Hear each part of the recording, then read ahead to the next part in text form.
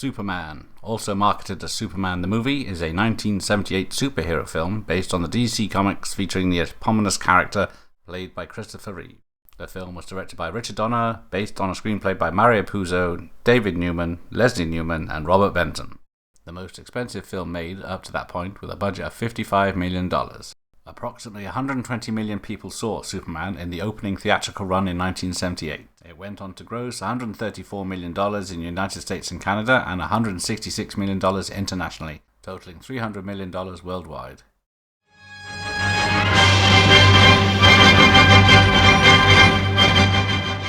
Once upon a time, the art of the movies was to suspend belief. Today, the art is to create belief. One of the greatest challenges in the modern cinema was to make you believe that a man could fly. They succeeded in a film called Superman.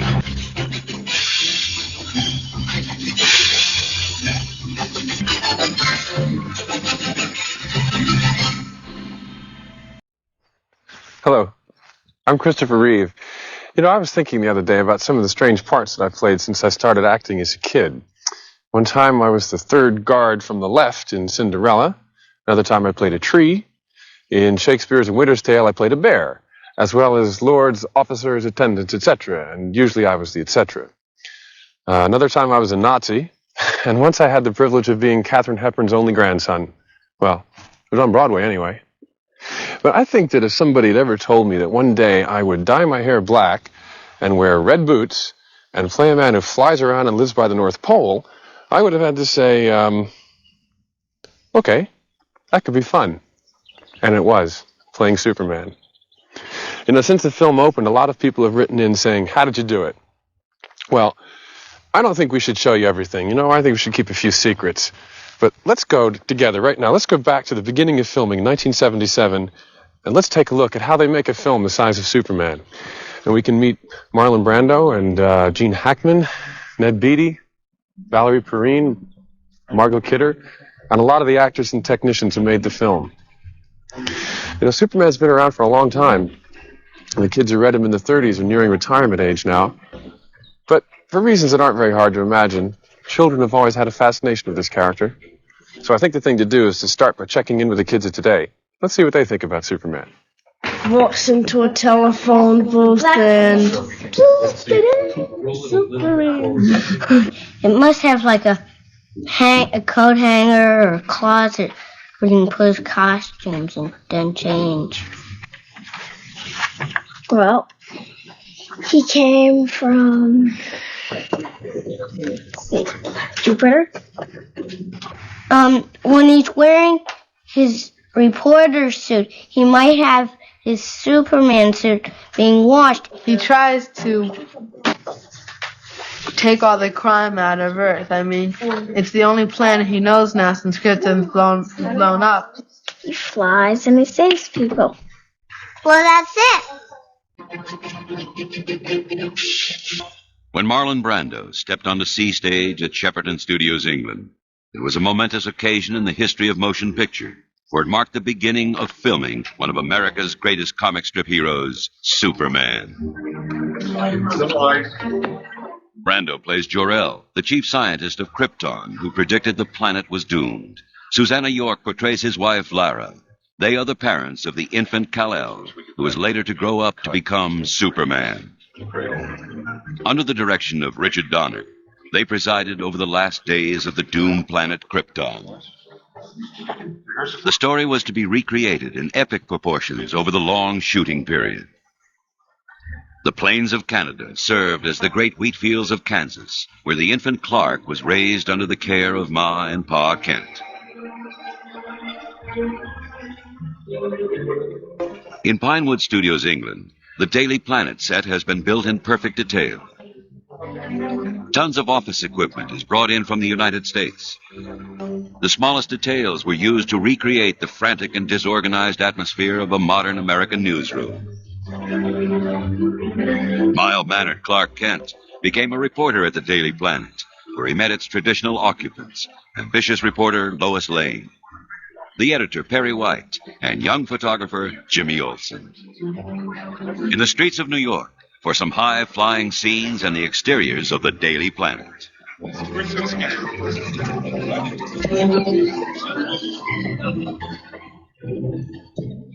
the foothills of the Rockies, where Superman's archenemy and foe, Lex Luthor, aided, abetted, and annoyed by the clumsy Otis, and the luscious Miss Teschmacher, attempts an audacious missile hijack. Back in Pinewood Studios again, to an extraordinary set. The cavern of Lex Luthor, nestled under Metropolitan Grand Central Station. He spares nothing for his own comfort, living in the lap of luxury. In the confines of these studio walls, Arctic wastes seem to stretch far into the horizon. Styrofoam ice floats on water in a tank holding 800,000 gallons of water. Tons of salt were needed to give the impression of snow-swept plains. This caused many problems because of the corrosive effect the salt had on everything. One speck of it could ruin a camera worth thousands of dollars. Technicians had to wear rubber boots as the salt was eating through their leather soles. Carefully placed lamps, dry ice, and smoke were all assembled to create a mystical backdrop to a magical story.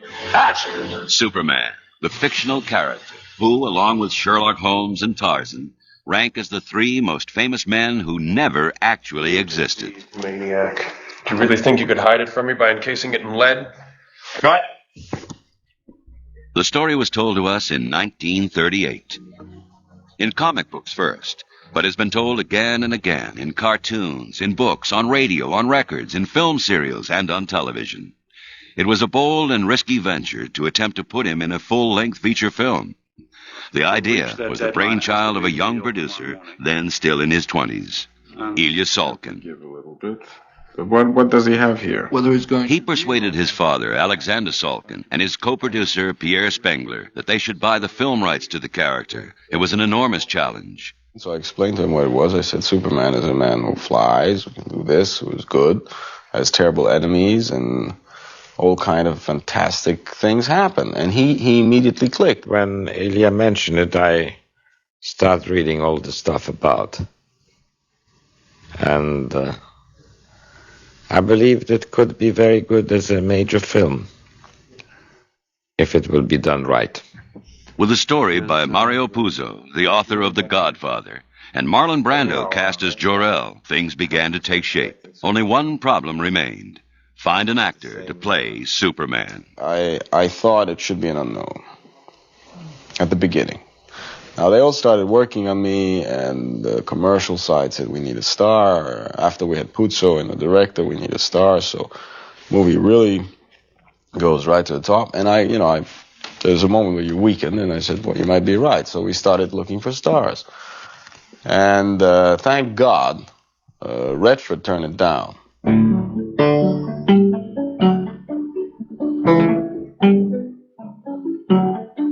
Dozens of stars and hundreds of unknowns were tested, and none of them were right.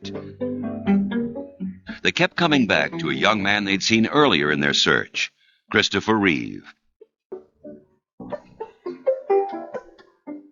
At first, they'd considered him too young and maybe even too skinny, but his mature calm made a continuing impact. I wore a big, bulky blue sweater because I thought, oh my God, I've got to look stronger, and I knew I was skinny. I'd been sitting around, hadn't been exercising. I mean, I get out and play tennis and stuff, but I don't in any way do body stuff. So I got the biggest Shetland sweater I could find up in my attic and went to this audition with it and sat there sort of trying to look bigger, and everything like that. And it was Ilya Salkin and Dick Donner who were the directors. And all they did, they put a pair of glasses on me and they sort of looked at me. It was and we talked about New York and blah, blah, blah, and nothing in particular, and I left. He got the part. But the problem remained, he was too slim. A padded uniform was prepared for him.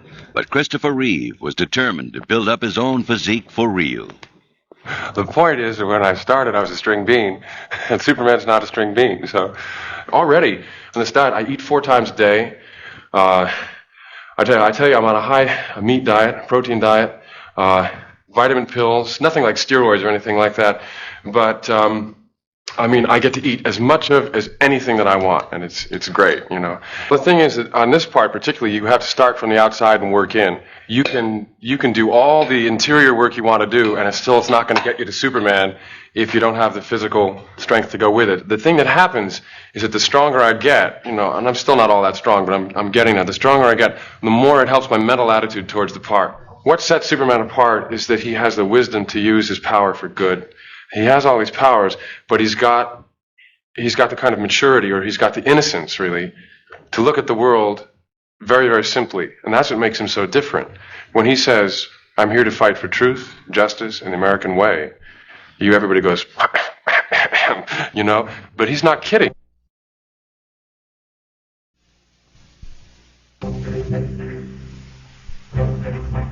While Superman was getting into shape, so was everything else. The two biggest studios in Britain, housing hundreds of skilled technicians, brought in from all over the world, sprung into action. They faced one of their greatest motion picture challenges ever. Artists had been working for months on drawings that tried to capture this fantastic tale. From the drawings, sets were built so camera angles could be plotted and lighting schemes planned. The actual sets were built by more than 350 construction workers. Most of the sets had to be life-size, employing materials and techniques never used before. In some cases, elaborate models had to be built and had to match perfectly with the life-size sets. All manners of film wizardry were used. Precise lenses with automatic zooms were created. Special camera cranes were built, enabling the model to be photographed from any angle. Camera movement, dramatic lighting, miniature explosions, and breakaway sets were all linked together to electronic consoles, giving it all push-button control from a single vantage point. The whole operation took place under the guiding hand of John Barry, the man who designed Star Wars. Well, Star Wars is much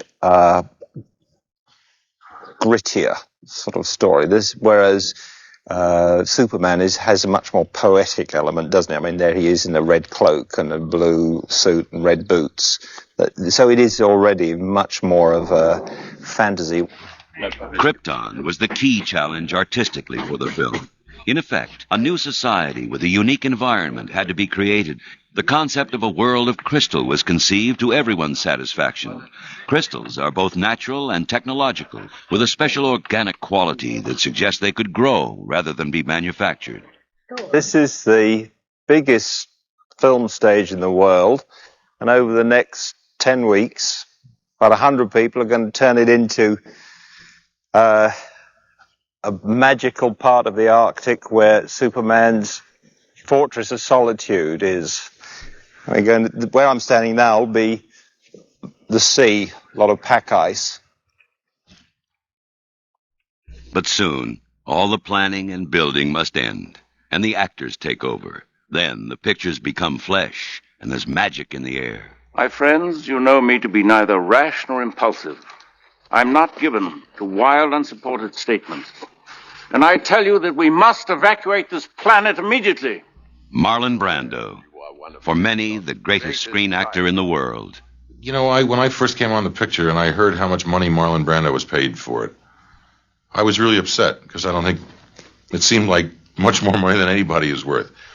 But then working with him and seeing him on film, to me, he's underpaid. Everything has a price in the marketplace, and so do cars, so do hula hoops, so do useless endeavors, and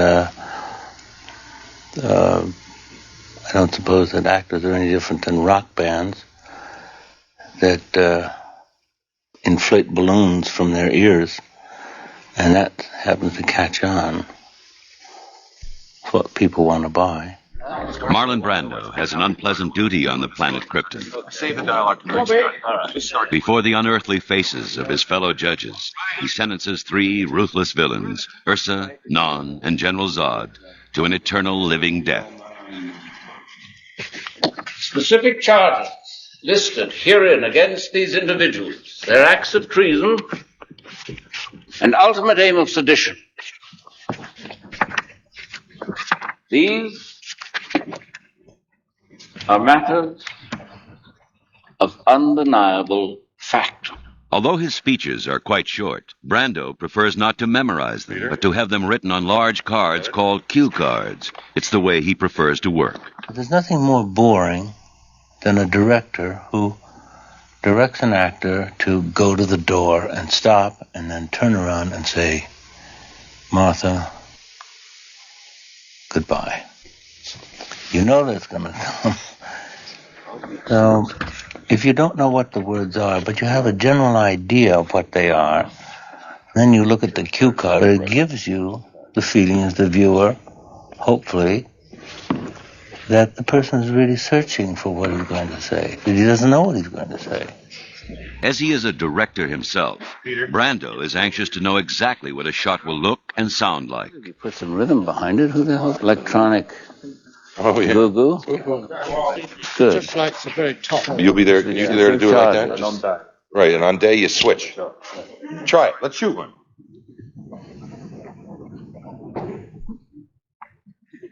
These are matters of undeniable fact.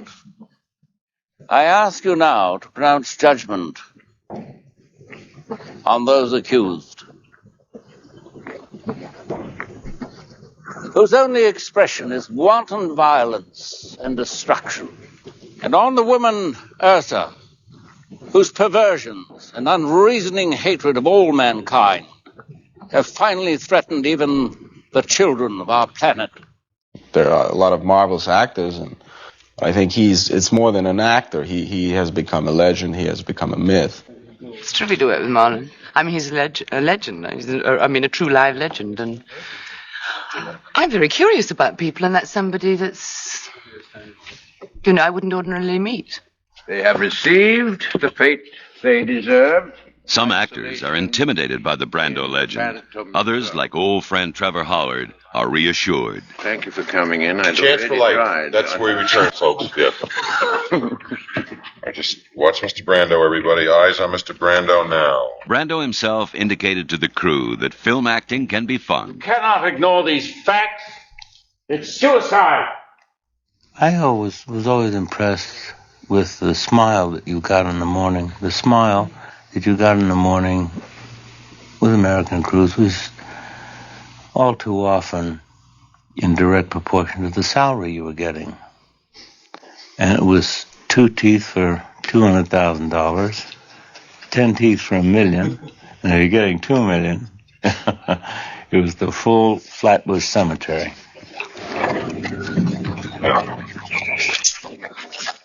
So we'd only get as far in this one. In this one, we only get as far as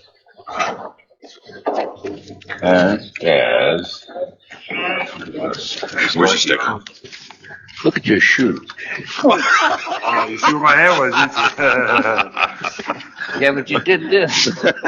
Krypton is doomed. In a finely planned blend of computerized electronics, ingenious breakaway sets, and a mixture of models and studio setups, the infant Superman is rocketed to an unknown planet, millions of light years away, Earth.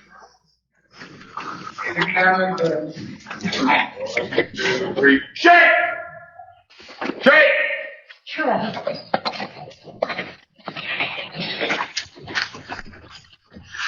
Oh, debris! Come on! More debris! Keep it going! Keep it going! Start the rise very slow now. Start the rise. Make you move, Marlon. Very slow. Slow. Debris! Feel the shake! Quake! Films, as you probably know, are never shot in sequence, because that would be too easy and logical. Films, we always do it the hard way. No, really, you just go where the weather and cost and convenience dictate. So from our base here in England, we went to New York to shoot scenes of Superman as an adult before we went to Canada to shoot scenes of him as a child. Why New York? Well, if you ask me, New York is the 8th wonder of the world. No, it's something special about it. It's got the kind of madness and craziness and life that sort of confuse Clark Kent, but at the same time provides the all-time great backdrop for Superman to do his stuff. A typical New York heat wave. Record temperatures up to 106 degrees. A hot and sticky metropolis. The Daily Planet is being played by one of the city's major newspapers, the New York Daily News. Not a location you can keep secret for long. So, for the first time, those fictional journalists, Clark Kent and Lois Lane, come face to face with some real ones. For Christopher Reeve, an exhilarating experience. A great deal of excitement, because why, as actors, how come we don't, if we want to act, I mean, why don't we just, put on costumes and do plays up in an attic someplace, on a rainy day when no one's looking? No, we want to reach the public. There is the excitement when the public comes out to meet you. So I'd be stupid if I said I didn't enjoy that. Now the question is, will it stay in control or get out of hand? And it's a question of degree. But in my first exposure to it, my first kind of relations with the press and stuff, there's the excitement of they want to listen to what I have to say. They're here to talk to me. My God, I mean, this is also part of being an actor, is that you get a certain fulfillment out of that. People have been telling me I was going to be a star for 12 years now. It hasn't happened in that kind of big way, and I think I've formed my own character enough at this point that fame and money aren't going to change it that much. The advantages that come with fame and money are nice and not to be sneezed at. So I'd like that. Money. I really like to be rich. Some interviewers have to take pot luck in the streets. All right, now that's how you prepared for Superman, but how? The most difficult role is to prepare to be a reporter. No, all right. No, How did you prepare to be Clark Kent? Also with great difficulty. No, I prepare by, first of all, I set out for myself in my own mind the difference between the two characters, and then things that I wanted to use to establish that.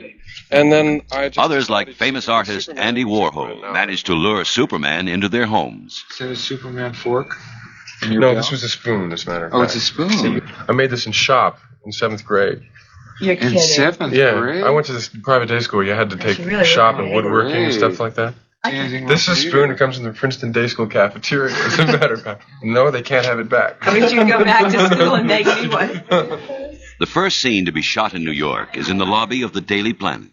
Quite a contrast to the controlled atmosphere of a soundstage. Crowds are always a problem when shooting on location. All right, here we go. Please don't talk. Give us a break. Rock, roll. Ask me out because I really like to go in it. Yeah, listen, I gotta go really fast. I'll see you later, okay? Okay. Bye tonight. Hi, Clark. How'd you enjoy your first night on the job? Oh, well, frankly, But when the television crews depart, Christopher Reeve has more time to refine his Clark Kent. Yeah. Clark. Oh, I'm sorry. Wait a minute. No. I think the strongest choice, the best choice, is the one you make first, because it's an instinctive reaction to both characters. And you generally find that later on, everything else is pretty much complications. I found that I was overboard on Clark Kent. We came back during the course of the filming on Clark Kent. We sort of eased him up a little bit because he was just a little too broad. The voice was a little too funny. He was bumping into too many doors. He was just a little bit too much out of control. And I substituted a kind of eagerness and sort of desire to please instead, so that half the time he bumps into the door, the next time he walks through it absolutely smoothly, so they'll try to keep the audience off guard, not know what he's going to do. It took me longer to get to know Superman. Between takes, Lois Lane finds New Yorkers not in the least shy. Sure. 20 minutes. What? 20 minutes. So we're ready to go.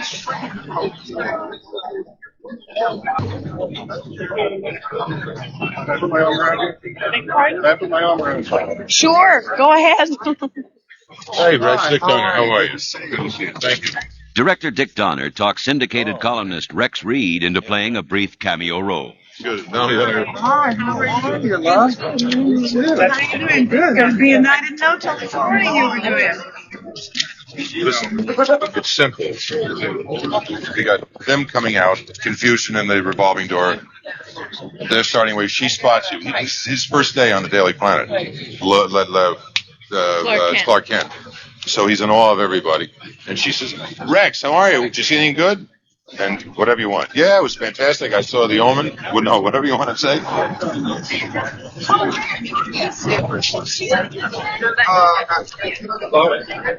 Oh, Rex, this is Clark Kent. Around.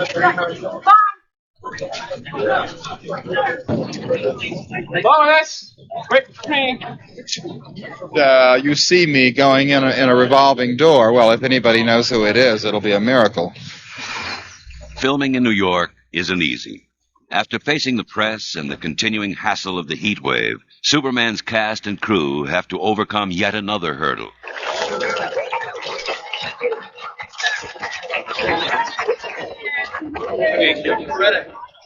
On the night of July 13th, the blackout hits New York and shooting comes to an abrupt halt. But even that can't stop Superman. You know, that helicopter sequence alone took 6 months to shoot. It involved 5 film units working in 2 countries. I actually looked up for Lois Lane in New York, and then I caught her when I got back to London 6 months later. I hope you're not too disappointed to find that out. There were a lot of things that I didn't know when I started playing Superman, because I'd never really read the comics as a kid, and I had to do a lot of research. And one of the things that I found out is that Superman is a multi-million-dollar international industry. They sell 5 million Superman comics in the States alone, and another 7 million every month all over the world in translation. Well, how did all this begin? You probably read about it, but it began in 1933, when a kid who was only 17 named Jerry Siegel was just lying in bed in Cleveland, Ohio, as a matter of fact. He was just watching the clouds go by. And he had a vision, really, of a man flying up among the clouds. So, next day, he calls up his friend Joe Shuster, and within a week, they'd come up with a real, honest-to-goodness American myth. Well, today, there's a whole army of writers and artists and engravers who've taken over for Siegel and Shuster, and they come up with new storylines for Superman. Now, you see, we have radar. Yeah. So what would happen if the rockets start appearing? Russia would see it on their screens, the United States would see it on their screens, and they both would want it for themselves. It might be interesting if maybe the United Nations would want to play a hand, maybe United Nations. But I think it might be best for the sake of this story that the United States gets a hold of the rocket first. The initial widespread fame of Superman was due to World War II. Saul Harrison, president of DC Comics. There was a shortage of paper, and anything that could be printed was just eaten up by the boys in the trenches. They needed simple reading, and they got it from reading comic magazines.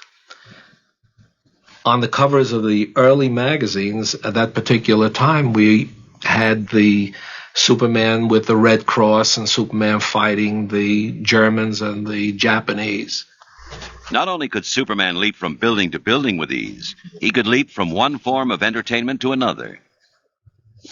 His superhuman feats were vividly communicated by radio. Kent, where are you going? After Miss Lane. Something's wrong at Dahlgren's. If it's the mask, well, there's not much time to stop him. So long. Hey, kid, where'd you hurry? Yeah, got another front page scoop, Kent? Oh, thank heaven. The locker room's empty. Quickly now. Out of these clothes. It's Superman's turn now. Oh, someone's coming. The window. Out. And up. Up. By now, the movie has moved to Alberta, Canada, chosen to represent the plains of Kansas. Ironically, they could not go to Kansas as the wheat crop at the time of shooting had already been harvested. It is here that the infant Superman's 3-year journey came to an end on a remote field. To be discovered by Ma and Pa Kent. Pa Kent is played by Glenn Ford. They were going to put a wig on me for Superman, a white sort of wig. And they put it on, and I thought I looked like a cross between Mark Twain and Albert Schweitzer. But it was a wig. And Dick Donner looked at me, he said, "No, Glenn, please, I said, "Yeah." And I said, "I bet I know what you're going to say." He said, "Yeah, you look like Glenn Ford with a wig on." The child from Krypton loses no time in demonstrating his power. The Kents realize that this is no ordinary infant. As young Clark grows up, he too becomes aware of his supernatural powers. He uses his powers sparingly and wisely. But if pressed, why bother to take the train? By coincidence, the little girl watching him will one day be his colleague on the Daily Planet, Lois Lane. In a piece of nostalgic casting, Lois's parents are played by Kirk Allen and Noel Neill.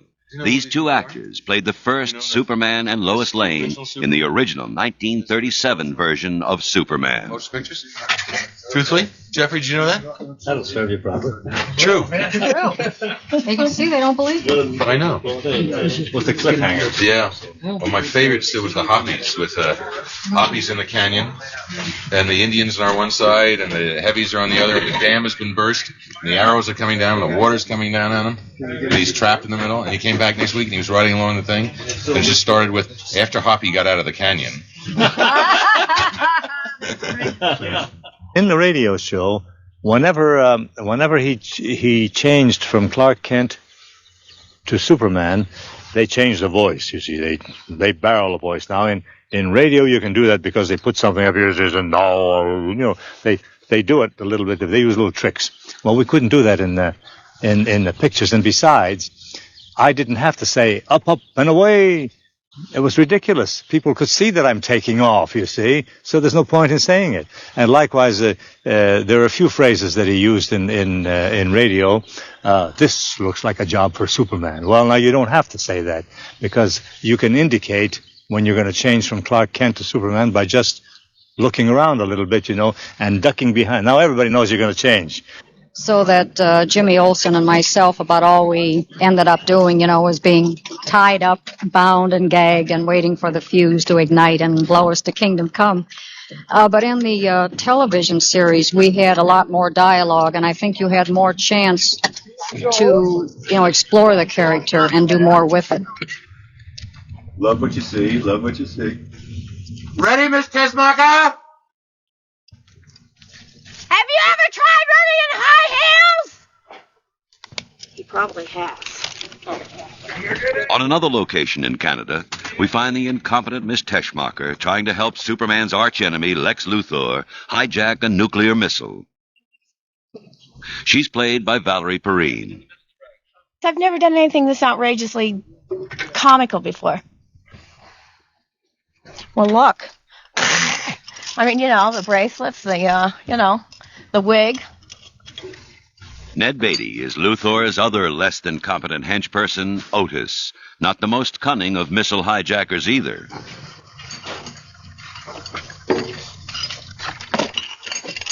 Oh, got it. All right. Okay. I thought it may have worked, but all right. Come reloading. I'm one step above a moron. I have terribly good intentions, but I'm an awfully bad guy. All right, come here, us, please. Wait a minute, makeup for the lips. Lipstick? Now, I want it to go across the mouth like this. Okay. Larry Hagman is enlisted in the U.S. Army to practice mouth-to-mouth resuscitation. Down to here. Right. To here, down to here. Okay. Now plant it on this side. Right? Now wait a minute. How do you do it? How's that? Is that okay? Does it match from yesterday? Huh? Was that nice? Well, I suggest vigorous chest massage. If that doesn't work, mouth to mouth. Yes, sir.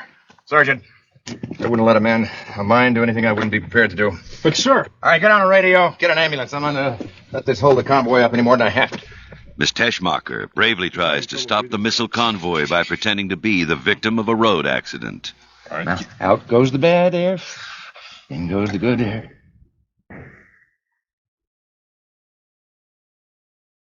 If you two want to bicker, that's just fine. Back in Pinewood Studios, the newsroom of the Daily Planet contains all the old familiar faces and some young familiar ones, like Mark McClure playing photographer Jimmy Olsen. It's a pretty clean day today.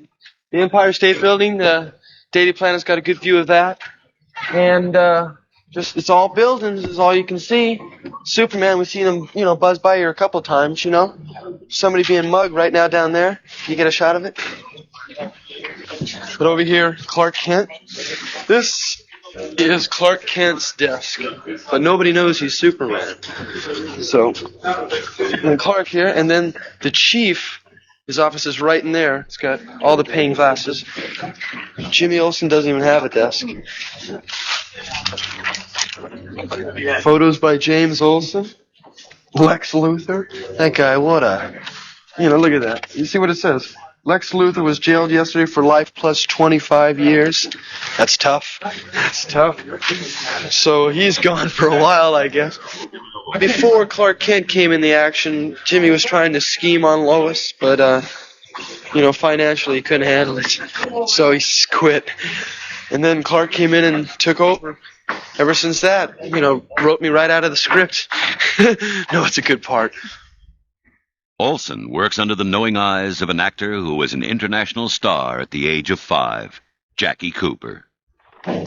Perry White is the editor of the Daily Planet, the news editor. And I think this kind of a headline is typical of Perry. Very dramatic, very large type. A story especially like this, while it's terribly, terribly unusual to the city of Metropolis, if he could find any kind of a story, he'd love to give it this kind of dramatic headline, all the big print and the large pictures. Lois Lane is played by Margot Kidder. She grew up in a little town called Yellowknife near the Arctic Circle. Although she may be more at home on the range than in the big city, when it comes to playing Lois Lane, she was determined to give it a very personal interpretation. My Lois Lane came, I suppose, physically from New York, emotionally, which is the way I tend to go about it, and in terms of the different parts that make up her brain and her psyche, I guess she came from me because I had nothing else to go on.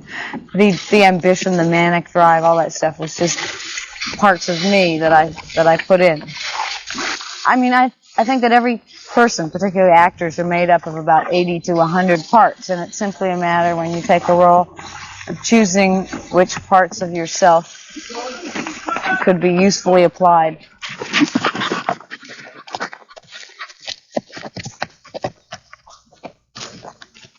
I guess she loves he's, of course, the catch of the year, the biggest trout in the pond. I mean, the wonderful, perfect human being.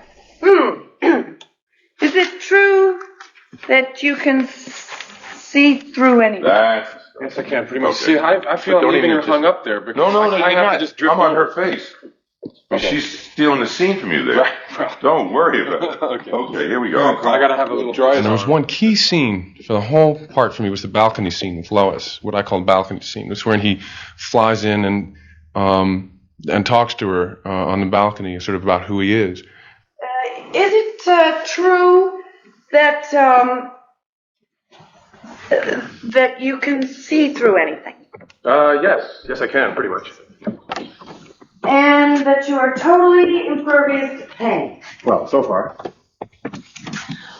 What color underwear am I wearing? Oh, I'm sorry, I embarrassed you, didn't I? Oh, no, not at all, Miss Lane. It's just that this planet must be made of lead. Yes, so? Oh, I'm sorry. I should explain. I sort of have a problem seeing through lead. Oh, that's very interesting. Do you have a first name or anything? What do you mean, like Ralph or something? No, I mean like, Pink. Huh? Pink. We changed the whole sort of tone of that scene because I felt that it must be that the time had come when Superman had to be open enough to say that he's there because he really likes her. K-R-Y. Do you like pink? I like pink very much, Lois. How fast do you fly, by the way? Why don't we find out together? And how do you propose we do that? Well, you can take a ride with me. 626, take one. And continue. This is California, the richest, most populous state in the Union. I don't need a geography lesson from you, Luthor. Deep down under Grand Central Station, Superman learns Luthor's master plan to activate the San Andreas Fault with the hijacked missile. All right. The San Andreas Fault, maybe you've heard of it. Yes, it's the joining together of two land masses. The fault line is unstable and shifting, which is why you get earthquakes in California from time to time. Wonderful. Couldn't have said it better myself.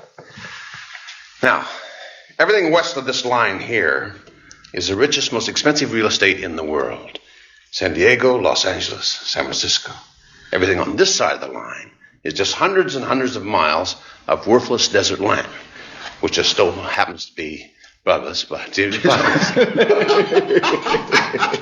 All right, there we go. Does it really? Yeah. When I first heard about the project, I was, everyone says, big big snooze job. But then when the role was offered to me and the script was sent to me, the character was totally different than I had pictured it in terms of I saw there was a great deal of latitude there that I could maybe have some fun with it. That there was some it was written well enough so that there would be some comedic value. Well, you can see by looking at this suit that I have on. This is not my real clothes, I hope you understand. But it's a certain style, a kind of a panache that the character has that optimum stress point. It's fun to play. I think he is that kind of character where he has great contradictions. You're a dreamer, Lex Luthor. A sick, demented dreamer. Your plan could... Gene Hackman has considerable respect not only for the way Reeve is tackling his dual role, but his decision to risk being typecast as Superman. Which, by the way, happens to be Target Zero, which is right there. I think he's very good, and I think it's a wonderfully brave thing for him to do, to take on a role that has traditionally, this kind of role has been difficult to overcome in terms of one's career. I think he has the capability as an actor to certainly survive the film. Whether it's successful or not, it's not important. I'm talking in terms of being typed. I think he certainly has the capability of coming out of the film in great shape. If someone had come to me and said, "You think that this guy should take this role?" I probably would have said no. I don't think he should have. But after getting into the film and seeing the kind of the production value and the kind of care that's going into the film, then I think I'd have to change my mind. Do you really think you could hide it from me by encasing it in lead? I'll mold this box into your prison bar. Don't touch that, please. I told you not to touch it.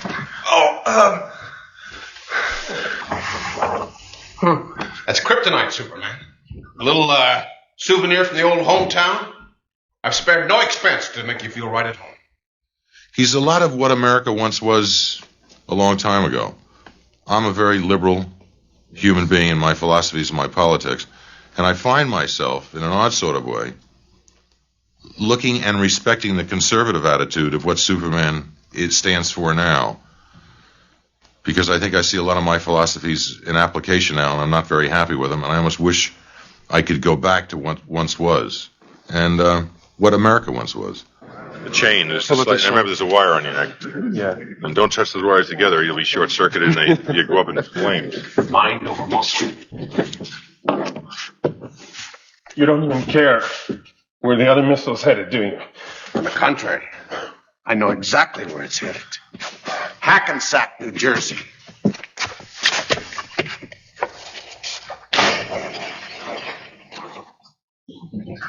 I'm going to leave you now.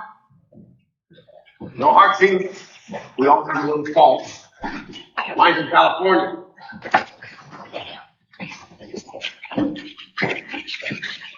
You know, we'd always worried during the production whether we'd succeeded in bringing Superman to life. Because making people believe that a man could fly wasn't really the hardest part of making the film. I mean, we all know that Superman can leap over tall buildings, but the question is, could he leap over the generation gap since those early Siegel and Schuster days? We wanted to know if a man from the innocent 30s could survive in the post-Watergate 70s. Well, thanks to all of you, he's doing just fine. Now you can appreciate what it was like making a complex, challenging film like Superman. On behalf of all who made it, thank you for watching.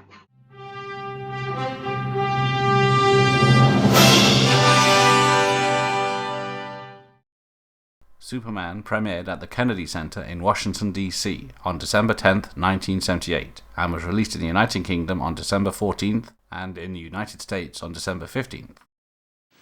To begin with, Superman caused a super traffic jam. The 950 or so who were leaving the theater parking lot were meeting head-on with the 950 or so just getting there.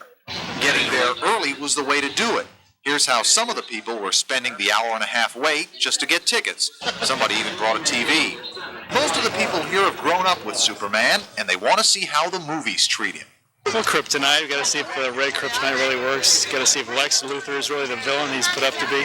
He's probably one of the greatest literary heroes, American heroes, and We got to see if they're going to do justice to the film tonight. I hope it's not a letdown. Jimmy Olsen fan. I came to see Jimmy Olsen. Right? I'm Perry White. I mean, heck with Superman. That's nothing, man. It's Jimmy Olsen. That's the hero of this movie. Lois does nothing for you? See, once you got the Man of Steel, how can you compete with that? Right now. Last night was the world premiere of the movie Superman, benefiting the Joseph P. Kennedy Jr. Foundation's International Special Olympics. Great cause. The movie opened with a tremendous ceremony in Washington. Pat Collins was there, and here's a report. David, it's the dream of every movie producer to have a Washington premiere. Not only do you get the movie stars, you get the political stars as well. And for the Superman opening, even the President of the United States is here. First Lady Rosalind Carter was a key supporter of tonight's event, along with members of the Kennedy family, numerous political figures, and star athletes. Marlon Brando, who plays Superman's father in the movie, could not make it tonight, but I talked to lots of others who did. Of course, the big man of the evening, and I do mean big, is the new Superman, Christopher Reeve. Chris, you look a lot different from when I saw you a year ago, July. What did you do to yourself? Well, when I was hired for this part, I looked like an asparagus, and we had to change. I simply put a poster up. Well, I don't know. It wasn't this guy, but it was the Superman you see in the comic books. And I said, right, I've got to look like that. And I went to the gym, and I worked with a very, very good coach, and I put on about 30 pounds of muscle weight in about 10 weeks. Steve, you're here to see Superman tonight, too. Would you like to have had that role? Well, I don't think I'm tall enough, for one thing. I think Superman's got to be about 6'3". Again, it's a movie that everybody is anxiously awaiting, because I think what it'll do is it'll be a rebirth of excitement in this country about something that's really been a part of Americana, and that's Superman. I think in just reading comic books and stories and the old TV series, which my kids watch now in Los Angeles, again, there's a hero. And we need heroes. And so what if he's faster than a speeding bullet or more stronger than a locomotive? He's a hero, and I think this country needs heroes. The movie is barely out, and already it's making news. Marlon Brando, for example, one of the stars, is suing the production company and trying to stop theaters from showing the picture. The suit involves money. And hardly ever have producers been so secretive about a film, not releasing any advanced glimpses of Superman flying, for example, only walking and talking. Here's a little of that. This is Lois Lane. The producers are hoping Superman will outdraw even the biggest box office hits like Star Wars. Judging from those who've seen it, it's well on its way.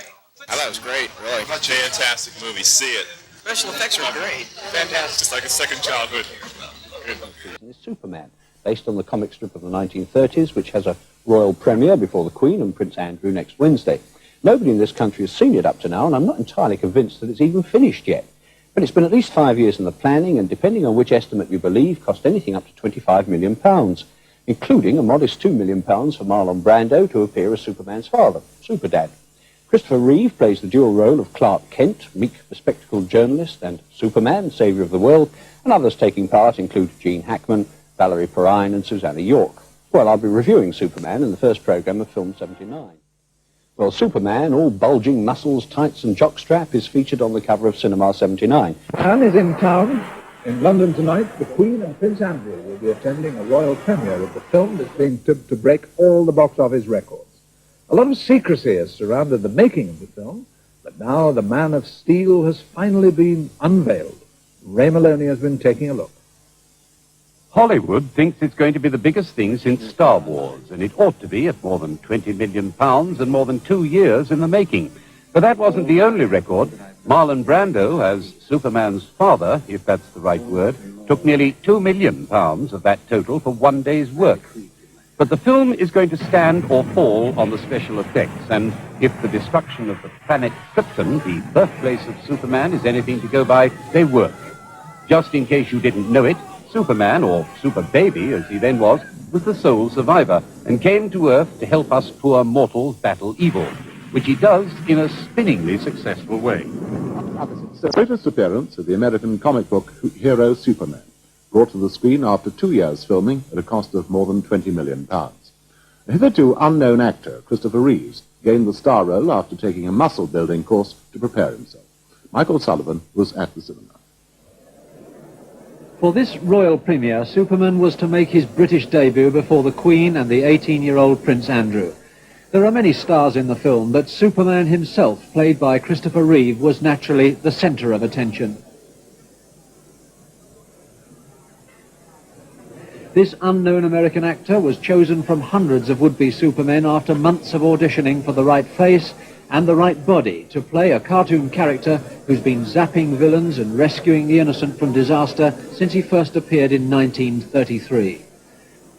Christopher Reeve stars as the Man of Steel himself, with support from Marlon Brando as his dad, Susanna York as his mum, and Gene Hackman as the evil genius Lex Luthor. Then again, maybe support is the wrong word. What makes the film different is that Superman hasn't any visible means of staying aloft. The drawback from our point of view is that the production company, perhaps understandably, won't let us show you footage of Christopher Reeve airborne, so we have to settle for him touching down and skipping customs in favour of an underground set to with the baddies. I may have to wear these stupid monkey suits. Now, Banana, as you can see, was quite prepared to do that. Unfortunately, I produced the best suit I possibly had, which was an old gangster suit I pinched from the BBC. And consequently, they'd hardly let me in. I'm not on the film, you can see this. The cameras couldn't bring him to... That's Superman. Superman. But he's not in his... That's the actor who plays Superman. Yeah, but he's, Christopher Reeve. Christopher Reeve. Yes, you don't remember a thing about it, do you? I've been quiet. The funny thing is these premieres, you go along, this was a royal premiere. There was somebody royal there, we'll see if we can spot them later. But you go along, and it's a film which obviously is meant to a certain extent to be for kids, although a lot of Americans beforehand kept saying, no, this isn't really a children's film, this is kind of meaningful. But really, it's obviously meant to be a children's film. And there's hardly any kids there except you, were there? Yeah. You know. See if you can spot the actors that you wouldn't know anyway. It was 750 people working for 2 years to make this picture. We did brief locations in New York and New Mexico and in Canada. But it was all of Shepperton and all of Pinewood, and this is the only place that it's like old home week. May I introduce Melissa? Hello. Melissa, have you got any questions for Superman? You never met Superman. Do you think Superman... Can you pick her up? Are you that strong? No, I'm afraid not tonight. You know those things that hold you up? Are you ever scared you're going to fall when you're flying? Oh, no. Oh, no, no, no. It's very safe. It's very safe. Now, you know nobody can really fly, you know, so don't try to jump off a kitchen table and fly or anything, because it won't work. But you watch the movie, and I think you'll enjoy the flying. We go pretty fast. We do a lot of things. He comes in upside down and rolls and goes very fast straight ahead. There's a lot to look at. Hope you enjoy it. We're going to enjoy it. I know we are. Thank you very much. There's the Queen. Is that who it is? I wondered who it is. Queen and Prince Andrew. It went ever so quiet, didn't it? I'm surprised she wasn't incredibly embarrassed, because everybody suddenly shut up and raced away and wouldn't say a word. Who's that? Prince Andrew. I want to see her sensible shoes. She might have those fancy dresses on, but she always has sensible shoes. It was a wet, cold day, and I bet she had a nice pair of woolly boots on underneath there. Tangerine sort of fresh with loads of little diamonds in it. Is that in colour? I can't see back there. There you are, they're all quiet. They're all like... Now, there is a row of famous actors, none of whom you will recognise. Not a single one. There was hardly a child in this audience. But that's Superman, you will recognise him. And that man with the glasses is the producer, I think, or the director, that's right, yes. And what was she saying? Did you hear? We were quite close by. We weren't allowed on camera. We had to hide behind the camera in case she was shocked at seeing us. Who's that? Oh, that's Prince Andrew. Do you think he's handsome, Melissa? We're going to see a bit of the actual film now, I think. Is that right? Looks like a giant thistle. And it then follows the lad's development as the adoptive son of Phyllis Thaxter and craggy old Glenn Ford, and his later progress into Clark Kent, mild-mannered reporter, and blue-suited, red-wellied Superman, wearing his knickers outside his tights and fighting for what he calls truth, justice, and the American way. One can only assume that this is pre-Nixon and definitely pre-Watergate. The first half of the film is rather serious and the second half excessively jokey. Indeed, the advent of Gene Hackman as the comic master criminal makes the whole thing reminiscent of Batman rather than Superman. And to its own cost, the film disobeys Sam Goldwyn's stern dictum, start with an earthquake and build up to a climax, by ending anticlimactically with an earthquake and all manner of loose ends. But it's quite a lot of fun. There's special effects, most of them made in Britain, are spectacular, and Christopher Reeve, who has the general build of a brick outhouse, is gratifyingly good, both as omnipotent Superman and blundering Clark Kent. In my list of outstanding newcomers of the year, I'd put him ahead of John Travolta and only slightly behind Clyde, the orangutan in Every Which Way But Loose. Generally speaking, though, it seems to me that 1978 provided a number of good films, but little that was exceptional. On the whole, there seems to have been less gratuitous violence and less gratuitous sex, and most pleasingly, a recognition that women are people too. Film connoisseurs tasting 1978 in years to come may well think it most notable for the re-emergence of the actress, and that really can't be bad. On which note, I'll leave you with snippets of Superman from childhood onwards. I'll be back to take a look at the new films of 1979 in a fortnight's time. Till then, I'd just like to wish you all a belated Happy New Year. Goodbye. Chris Reeve, if you had to have begun your career in a big way again, would you rather have done it without Superman? to try it without the cape and without the boots, leave them to cleaners. I don't know. You see, it was a gamble. You know, can you play a part which is very identifiable to the public and then still hope to have a normal career afterwards? I churned that over in my brain 2 years ago and made that decision, and fortunately it's paying off because the offers that are happening for me now are taking me to exactly the places I wanted to go, so I'm delighted. What are those places? What sort of offers? A variety of comedic roles, you know, sort of Jimmy Stewart, Cary Grant sort of things, light comedies to very heavy, serious, epic dramas to romances. The one I am going to do now is actually, the next picture is for Ray Stark, who's the producer of this evening's program, called Somewhere in Time, which I will be shooting actually somewhere in Michigan this summer, and it's a Victorian love story. And this is, you know, no special effects, just 4 characters and walking and talking and all those things. You know. Had you played any comedy before you did Superman? Yes, I had, as a matter of fact, but in summer stock and in repertory theatre, I'd played Noel Coward and I'd played Somerset Maugham and the classics, you know, Congreve and Sheridan and stuff. But I don't know. I'm trying to sort of find my niche. Is that where you were spotted, in summer stock? No. I had been in summer stock as a kid. I was actually found by for this part for Superman by a very astute casting agent named Lynn Stallmaster in Los Angeles. With this mountain of offers landing on your desk or whatever every day, do you trust your own judgment to judge from the printed page, which is very difficult? Do you get advice? What? I feel, well, everyone says, you know, I mean, I get stacks, you know, sort of 4, 5, 6 things come every week. I can't trust anybody to read for me. So I'm thinking about a course in speed reading, or else, you know, sort of burning the midnight oil, because if I had a reader, I just would say, oh yeah, are you sure? You know, I wouldn't trust the judgment at all. So I read everything, and I find that I read the script first to see how it works as a movie, rather than just flipping the page looking for where do I come in. And then I go back and look for my own part, and you just get a feeling. It's like meeting a person. You can either trust them or you sense their honesty, whatever. It comes off the page as well, I believe.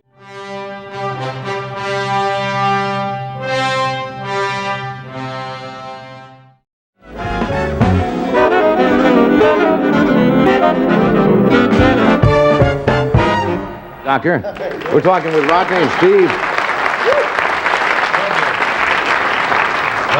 Pauline Kael, the noted film critic, said the young actor chosen to play the lead in Superman is the best reason to see the movie. I've only seen excerpts from the picture, but friends of mine who have seen it, they say it's a great picture and a lot of fun. This is her first appearance on The Tonight Show. Would you welcome, please, Christopher Reeve. Chris.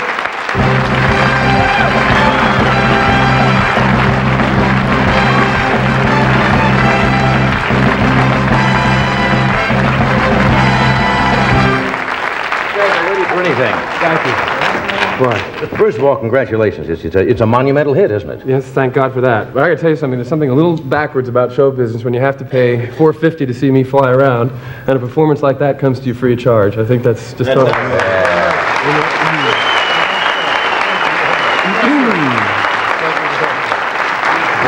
Rodney was hot tonight. Wow. Hey, didn't you like my song? What's that? You may be Superman, but he may be worth one shot. Yeah. What is that? I wasn't exactly throwing a frisbee around either out there, you know. Didn't you see Ed's commercial in Mexico? The man knows what he's talking about. He's Superman.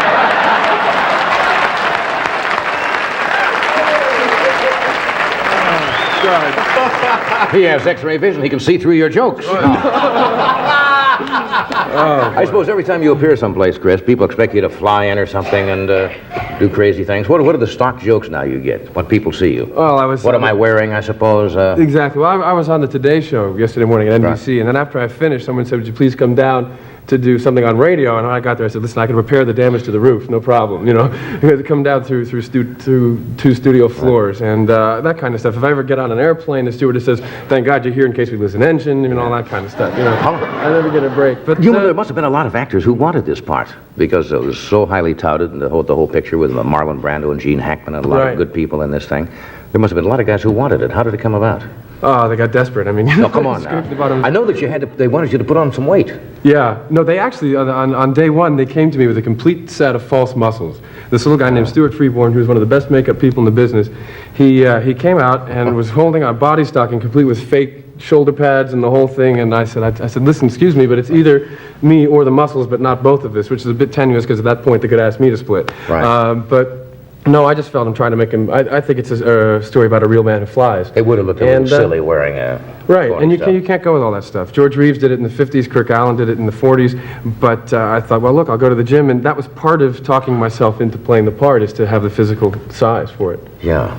Now, the flying sequences, they say, are incredible in the special effects, but you had to get involved yourself in a lot of these, right? Not that you flew, of course, but we had a flying.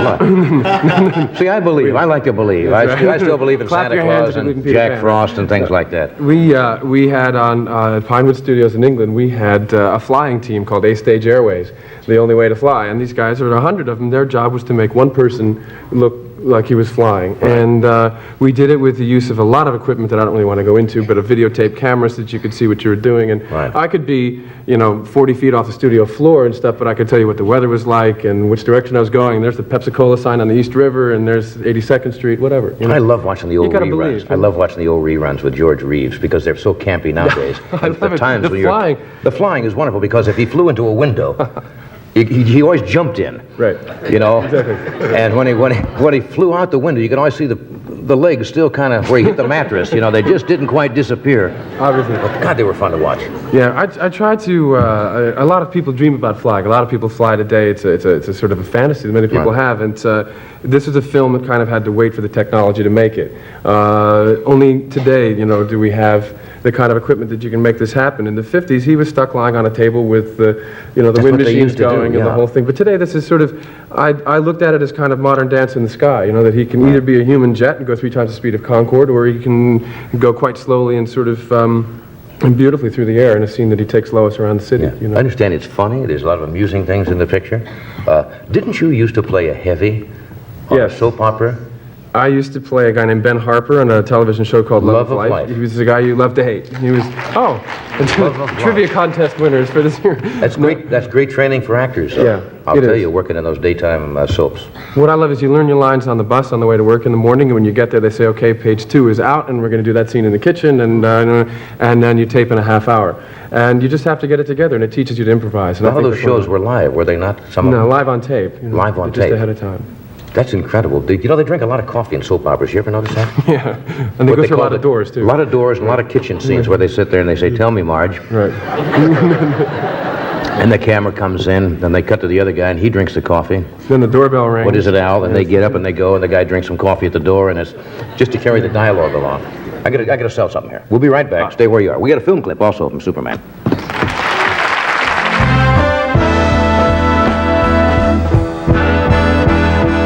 We're talking with Christopher Reeve about Superman. When you're playing 2 roles, aren't you? You're playing Clark Kent, the mild-mannered reporter, and then Superman. Which part did you find the easier one to play? Because you got to shade him a little bit differently. Oddly enough, Clark Kent's a little bit easier, and I think I have sort of more affinity for him because he is closer to who we all really are. I mean, Superman is a kind of a fantasy, a dream symbol of ourselves, and Superman's a kind of a tongue-in-cheek appreciation of who we really are. I mean, when we want to go down, the elevator's going up. When, things don't tend to work out, and I like that. That's easier to get into. Superman, there's a problem. There's no pockets in the costume. You can't. Never thought of that. And my God. When you're standing around, you just... Exactly, what do you do? So you're left standing, you have to do this, and you got to do that, and there's the repertoire is kind of limited, What? Is it a one-piece? Does Steve want to know? Is it a one-piece? Well, it comes in several models, if you'd like to try. We can have you fitted right backstage. Exactly. Well, it takes 2 people. Superman doesn't go to the bathroom. Don't you know that? Oh God. You wouldn't think of that. So mean. That's what make him fly a lot. That's why he's faster than a speeding bullet most of the time. He has brown underwear, too. That's right. Let's show the film clip. Does this need any setup at all? What we're going to see? I think what this is Superman has dropped into Lois Lane's apartment. My God, she must be being kept by Perry White. It's the best apartment you've ever seen in New York. And they have a little chat. Okay, here's Superman talking with Lois Lane. Really good man.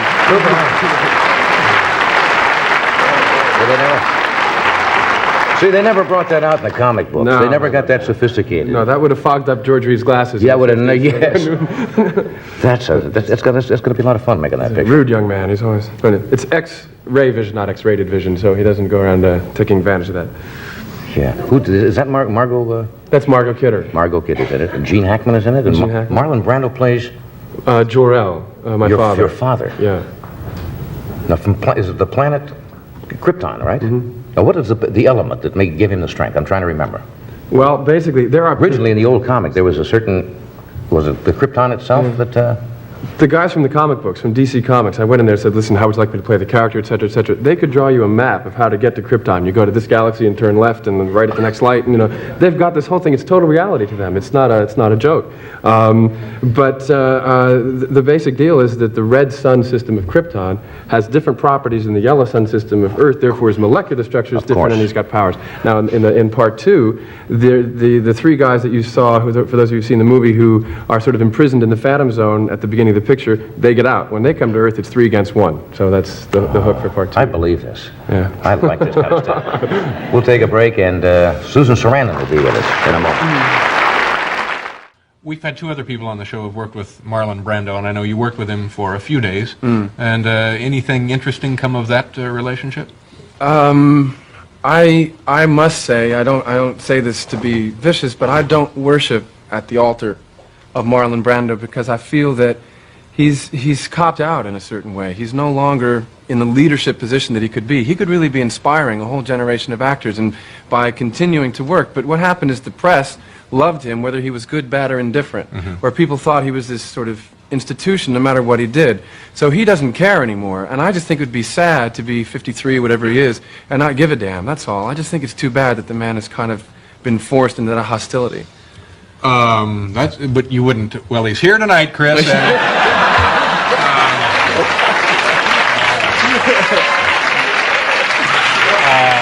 I don't care. And listen, that's something that I would say to him as well. I don't want to be accused of talking out of school. But he could be a real leader for us. Yeah. Was it exciting to work with him, though? Not really. No. No. I had a wonderful time, but the man didn't care. I'm sorry. He just, took the $2 million and ran, Yeah. So, I just still care. I'm a real beginner, and I just care so much that it hurts when someone's phoning it in. Yeah. He is a wonderful actor. He's a brilliant man. But at this moment, he just isn't motivated. That's all I mean to say. Well, I appreciate you being here. It was a lot of fun meeting you. Marlon's going to kill me, but anyway. No. Thank you. Margot Kidder, you played that legendary newspaper woman, Lois Lane. When the two of you were flying around New York and you're falling in love with him, was it hard to do that and to look right? Really tough. 3 months almost in some of the most physically difficult and uncomfortable positions two people have ever been put in, strapped together. At one point we had a big argument and we were strapped together 40 feet above the ground on a pole and we couldn't get away from each other. We started squibbling and quabbling like 2 little brats. And we were supposed to be in love, and then they go, and then they go action, and we go, and then we cut. We couldn't get away from each other. Now, I, as well as other viewers, were promised more than just a romance. That's Superman too. Gene is the bad guy in this movie. Is it true that the villains have all the fun? I think it probably should be true. I don't know if it's really true or not. I never thought of myself as a villain in this film. Maybe that's the actor's way of trying to be sympathetic. You're going to be very surprised when you see the movie. You are definitely the villain. Really? Yes. Son of a gun. Missed again. I wanted to be lovable, and so I could get more work. But maybe that's not going to work out. Well, you're you may be right. Funny villain. Maybe not lovable, but funny. Okay. Whatever. I thought I'd get a lot of, romantic work out of this film. That's really why I took it, to meet girls. Richard Donner, you are the director of Superman, and I thought it was great fun to watch. But I would imagine that behind the scenes there were some problems, yes? Endless problems. I mean, from the day I said yes to the day I got off the airplane, I got on the wrong plane. No, I mean, it was total problems. Total. I mean... Give me an example. Well, I mean, the example is just from day one. I mean, you take a picture and it says the guy flies from here to there. Sure, okay, let's shoot it. Action. Hey, wait a minute, the guy doesn't fly. How do you make somebody fly from here to there? And to make him fly realistically. We worked for 8 months before I accepted what I called a flying unit shot. 8 months. And, I mean, the problems were endless because there really were no answers. I was surrounded by total geniuses, I mean, but even they had no answers. So we just improvised, recreated. I don't know. I wish, I hope, I believe. I think it's super. I love it. It's silly. It's warm. It's wonderful. It's everything I always wanted it to be. And it's made for kids, and I'm the biggest kid of them all. So it just seems to be good. Seems to be good. It's a gala celebration here in Washington for the Superman opening. And now back to you, David, our Superman in New York. Oh, right, Pat. Thanks. 13 minutes of Christopher Reeve, the star of Superman, is in our Washington studio right now, and we'll talk with him after these words from Montreal. I'm wearing something that makes me different from every other man, but I cannot show you because it's a fragrance. A fragrance that's different on every man who wears it. This cologne called Montreal. Montreal. It's designed to mix with a man's body chemistry to give every man who wears it a different scent. If you want to be remembered, wear what I'm wearing. Montreal. Girls, I bought a lot of underwear for my man. And years ago, I picked Fruit of the Loom. Surprise, Emma! Hiya, cutie. I save every time I buy Fruit of the Loom briefs. Big value for your money. Right on, only $1.30. The Superman waistband, that's real quality. Atta girl, Emma. For my men and my money, Fruit makes the best picking. Men's cotton briefs, only $1.30. A great buy in briefs. 2 times 8 equals 14. The Quiz Kid. It doesn't just help children do schoolwork. Equals It gives them something to think about. 16.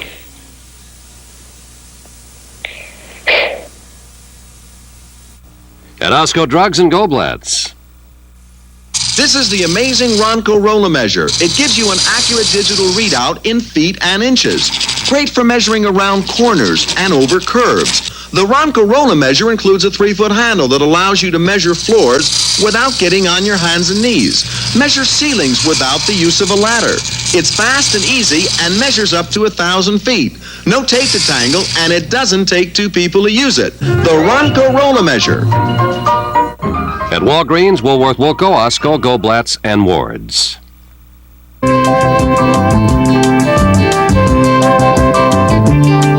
10 minutes of right now. If you've just joined us, we've been talking with some of the stars of the new movie Superman, which had its premiere last night at the Kennedy Center in Washington. Christopher Reeve is a young actor. He plays the dual role of Clark Kent, who, as you know, changes himself into Superman. And he is with us this morning as Chris Reeve in our studio in Washington. Good morning, Chris. Nice to have you with us this morning. Good morning, David. How did it feel to be part of that, all the glitter and gleam and the president and all that business last night in Washington? Oh, I'm surprised I'm still walking and talking after all that last night. I mean, let alone fly. It was amazing. In this weekend that we've been here, Washington has rolled out the carpet for us in a way I just can't believe. We first had an incredible party at the Shrivers on Friday night, and then we did it again at the Japanese Embassy on Saturday, and all these athletes coming from all over the world. I mean, Schwarzenegger was here, and Steve Garvey, and Ron Guidry. I mean, it's just been incredible, and last night was the topper. I mean, it's so crazy, and I just sat back and said, listen, this is the time of my life. Chris, already, the movie hasn't even opened across the country, and it's going to run here tonight in New York, as you know, and I'll be here tonight to see it. There's been tremendous publicity and attention paid to the movie and to you already. Mm-hmm. Are you feeling like a star? No, not yet. As a matter of fact, I've only been a star for 2 days, so I really don't know much about it. I'll tell you more in a year. You know. Well, you know what's going to happen, possibly, if the movie's a success, and I don't see how it can be anything but, you may need bodyguards and helpers and all that kind of thing to get from a hotel room to a car and all that kind of stardom. What does that mean to you? Do you look forward to the possibility of that, or how do you feel about it? Well, I think I must be living in dreamland, because that's the one aspect of it I just haven't thought about yet. I sort of have dropped a mental blank. You know, I deal with, okay, I'm working with Marlon Brando, fine, he's Marlon Brando, but he's not Marlon Brando, he's my father. You know, one by one you make these adjustments, but whether people want to come and see me get off a plane and get in a car and drive away, I haven't dealt with that yet. You just mentioned Brando. Is it true that he gave you some advice when you were working together on the movie? Yeah. Listen, Brando was absolutely superb. He showed up the first day of work, and he solved a lot of my problems. He came right over to me and introduced himself and said, I'm looking forward to working with you. I went back to my dressing room, and there was a basket of champagne and caviar from Fortnum & Mason's, and a handwritten note saying, I wish you good luck now and in the rest of your career. And he said, listen, I got two pieces of advice. First of all, it's your picture, which I thought was very nice coming from someone who's got top billing. And he also said, don't kill yourself doing the stunts, don't be a hero. And I said, what do you mean? I just got hired to play a hero. He said, listen, once upon a time I was doing Viva Zapata in Mexico, and I was feeling pretty good about myself, you know, I just done On the Waterfront, et cetera, and it was called for me to ride a bucking bronco. And I said, okay, bring on the bucking bronco. And they did, put Brando on the horse, 2 seconds and he's on his head, and absolute wipeout. He gets up and shakes off the bruises, and he says, okay, bring on the other horse. And the other horse was a sawhorse put between two planks on a truck, and he just sat there and went like that, and that was being on a horse. So did you take so much for stunts. Chris, did you take his advice, though, when you were doing stunts? No, I was too far into it by then. I was really pretty gung-ho, and I couldn't wait to fly. It's in my blood. I love it. Did you get hurt at all, or were you injured in any way? No, we had a couple of stuntmen drop by the wayside, I'm afraid to say, not seriously injured. In fact, we were on the picture so long that one stuntman fell off a rig onto his head and was out with a skull fracture and a collarbone, went to the hospital, recuperated for 6 weeks, went to Greece to do another picture and came back, and we were still working together. So, you know, it was old home week the day he came back. That's a long shooting schedule. That's a long shoot, yeah. Has your lifestyle changed at all since you started the movie? No, not so far. I live sort of an alternate life. I mean, half the week you go by limousine to a Warner Brothers function. The other half I drive a $400 1970 Pinto with 90,000 miles on it. So I live this kind of strange life. I mean, my house is a fourth floor walk up in a brownstone, and if the heat works, I think it's terrific. You know, otherwise you go first class, and the president's there at the premiere. So this is a very strange experience for me. And you're enjoying it, though, aren't you? It's fun. Are you kidding? This is fantastic. What kind of character is Superman? Is he like he was in the comic books and like he was on television character? Well, we all know that Superman can leap tall buildings. Right. But the question is, can he leap the generation gap? And we were interested to take a man who you've seen in the 50s, particularly. That was the last incarnation from George Reeves. And to take that 50s era and while preserving the basic mythology, is move it up to today. So that now, for example, Lois is not a perky lady who really wants to get married and live in the suburbs. She's a bright, brainy lady who wants to be the best reporter in the business and is single, and she likes it that way. She says, hey, listen, I've seen how the other half lives. 2 cats, 3 dogs, and a mortgage. I go crazy in a week. So these are real people, larger than life, against a big background, but nevertheless recognizably modern 70s people. You were a working actor here in New York and doing some television, working off Broadway before you started, but you were not, you know, on your way to stardom by any means. Right, David. Have you? With all due respect. Okay, you play baseball, so. Not very well. I still can't hit a curveball. But has it occurred to you the talk about paying your dues before you really make it big? Are you concerned at all about that maybe you haven't worked long enough or hard enough or something? Yeah, I keep talking about this 10 years of training that I've had, but it's basically an apprenticeship. I mean, I've been in the theater since I was a kid. I've worked on Broadway with Katharine Hepburn, et cetera, et cetera. But at the same time, I feel a responsibility to all those people who tried out for the part and didn't get it. I'd like for them to be happy and say, he did all right, you know? And I'm no smarter today or better or more talented or anything. I'm just more conspicuous. And I think as long as I keep that in mind, that's how to get through it. Right. George Reeves, not to be maudlin about it, but committed suicide, as you know. And some people, acquaintances, friends of his, attributed that to the fact that he was typecast as Superman from television and could never find any work doing anything else. Yeah. Are you worried about being typecast as Superman? No, listen, I'm very gratified already. The offers that are coming in range. I mean, they're so far against type that I'm delighted. And the studios are being very, very generous to me in terms of asking me about projects that I want to do. But I think now the old studio days are over, and if they think you can do one part, they offer you another. So I'm Superman until my next job. Chris, congratulations. Good luck with the movie. I hope to meet you in person one day soon, and not long distance like this between Washington and New York. Okay, I'll drill a hole through the ceiling and fly into your studio. There he comes. Thanks, David. Thanks, Chris, very much.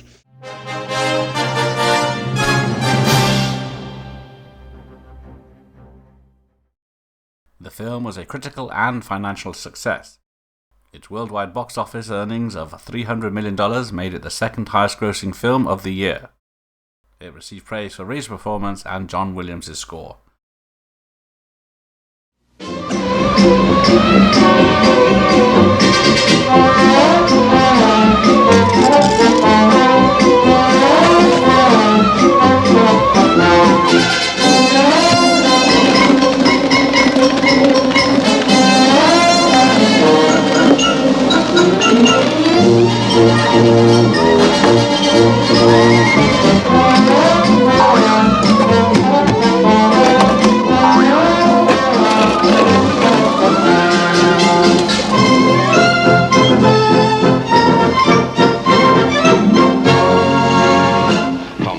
Hello, new West Coast, my West Coast. That's Superman Christopher Reeve listening to criminal Gene Hackman plot to destroy the state of California in Superman in the new $40 million spectacular movie. Superman is the biggest and one of the best holiday films we'll be looking at on sneak previews. Two critics talking about the new movies. And this is Roger Ebert, the Pulitzer Prize-winning film critic of the Chicago Sun-Times. And across the aisle from me is Gene Siskel, film critic of the Chicago Tribune and CBS TV News in Chicago. You know, there's a tradition in the movie business that a lot of the biggest and best and most ambitious films open during the holiday season. Well, sometimes they live up to our expectations, and I think Superman certainly does, and sometimes, alas, they do not. Now, our next film, we had high expectations for it as well. And the big question, of course, with the movie Superman is, does it live up to its huge promotional and advertising campaign? Well, it had better, because I think the public is wising up to the fact that the bigger the advanced promotional hype on a film, the worse that film probably is. Well, a pleasant surprise this time. Superman is very entertaining. Kids should love it, even though it runs nearly 2.5 hours. Now, the big surprise is that the film's love story, and not the much talked about flying scenes, that's what makes Superman a hit. The movie begins on the planet Krypton as Superman's father, Marlon Brando, says goodbye to his baby son. Krypton's about to blow up, and the baby is about to be sent to Earth. Brando was paid nearly $4 million for his brief role in the picture. He's almost worth it. He makes the fantasy, I think, believable. Now, later in the picture, when that little baby gets to Earth, of course, Superman adopts the guise of Clark Kent, mild-mannered you-know-what, for a great metropolitan newspaper, the Daily Planet. Christopher Reeve, until now an unknown off-Broadway actor, plays the bumbling Clark Kent to a T. Here he is on his first day at the Daily Planet with editor Jackie Cooper and Margot Kidder as reporter Lois Lane.